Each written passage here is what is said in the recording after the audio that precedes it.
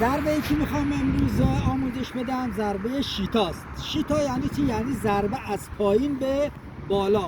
از پایین به بالا یعنی که ضربه وقتی انجام بدیم باید از قسمت پایین بدن بیاد به قسمت دیافراگم به بدن بخوره. وقت از شیتا از پایین به بالا باشه به صورت سیکن باید زده بشه و ضربه باید زیر دیافراگم بخوره. از اینجا بخوره بیاد زیر دیافراگم بره. حالا زدن اونو آموزش میدم.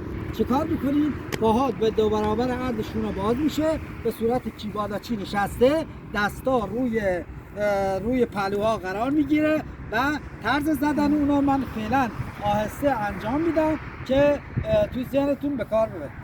یک، ببین از اینجا ضربه میخوره میاد بالا، یه شوک میدی به حریف، از اینجا دوباره این میره سر جای خود، یه هم از همینجا یه شوک میدی میاد برای زیر دیافراگم حریف. حالا ما میخوایم اینو سریعتر انجام بدیم. ببین وقتی میخوایم ضربه بزنیم یا حالا دیگه 1 2 3